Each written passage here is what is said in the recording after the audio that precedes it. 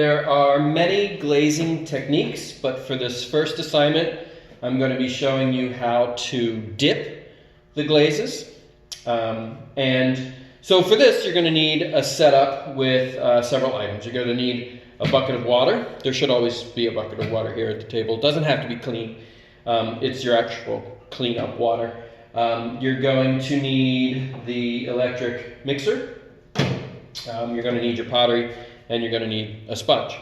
So first thing you're going to do is dip the pottery in a glaze. So all of the glazes that we have to use are up here with numbers or names on them.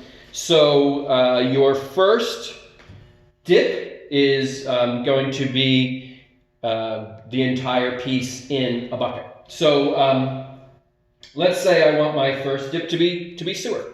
So right here, I will pull the bucket out and mix it up. So if the glaze hasn't been used in a while, it will actually settle. And so you'll need the electric mixer to go ahead and mix it. So make sure it's clean. If it's not, you can just put it right in the water. Give it a little spin. That'll make sure that the mixing blade is clean. If it looks a little extra dirty, you can take the sponge and just give it a little wipe. You do not want to cross-contaminate the glazes. So make sure that it's clean before you mix. And then just put it all the way in. Turn it on. Be careful not to turn it on too high or it may spill over.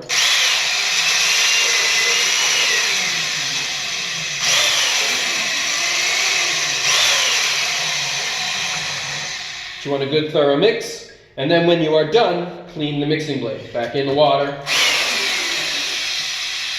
Give it a wipe off with the sponge. Now, if it's already been used and it's pretty well mixed and maybe has settled a little bit, you can mix it with one of these sticks that we use to roll out the slabs.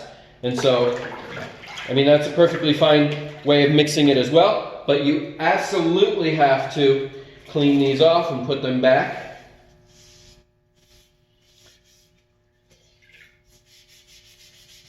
All right, so anyway, once it's mixed, now we're going to go ahead and dip it. So I'm going to go ahead and dip this one with the wax strip so you can see what I mean by it'll resist the glaze. I mean, you'll see it on the bottom, but you don't want it in an area where you want glaze.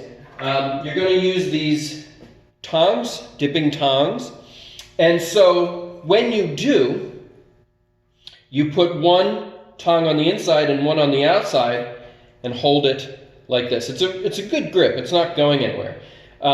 If you try and grab it from any other area, it is not going to be as stable. All right? And if you can't reach one on the inside and one on the outside, then you can dip it with your hand. But let me show you with the tongs first. So one on the inside, one on the outside, and when you dip it, it's in and out. Again, just like the water rinse, 3 seconds tops. And don't just plunge it in because it'll splash everywhere. So in, out, hold it upside down, let the extra drip out. And you can see the wax has resisted the glaze from sticking on the bottom. Now, there's still glaze sort of beading up on there. And if you don't get that off, that will stick to the kiln shelf. So that's why you have your sponge here. Just rinse it out. Wipe that extra bit off, and now you're good to go. We turn it around. See, that didn't get any glaze. So that is going to be a bare spot, which, as I said, is considered a flaw. Now, the glaze has dried already. I mean, just as I've been talking, so I can touch it, take my tongs out, rinse them, and put them back. Now, where the tongs were touching, You can do this with a brush or with your finger. The glaze is not harmful. It's not going to hurt you. And you're good. So that was the first step. Let me just show you too, if you can't get the glaze tongs in there. I mean, obviously this is big enough that I can get the glaze tongs in, but this is bigger than yours. Yours are the small rectangles. So I would probably just hold it like this. Go in and out.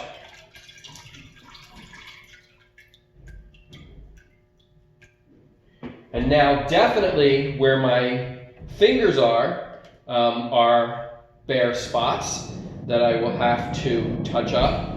Whoops, I almost put it in there. And then the other thing too is that I'll show you a quick cleanup when you're done. But see, so right there I would have to touch up with a brush and get those covered. Now when you are finished, please put the lid back on the glaze. And also too, none of the lids have names. The name is on the bucket. Lids can get mixed up, but the bucket is, if it says sewer on the bucket, it's sewer glaze. All right, so when you are done, the glaze goes away, and your area that you were working gets wiped down with that bucket of water. I'm going to ask that you do this immediately as you are done. Please don't assume somebody else is going to do it and walk away. If you all clean your area as soon as you're done, that's less cleaning for everybody in the end. Now, these, once they're finished, I'll show you where they go in the kiln room. There's two more steps actually for this assignment,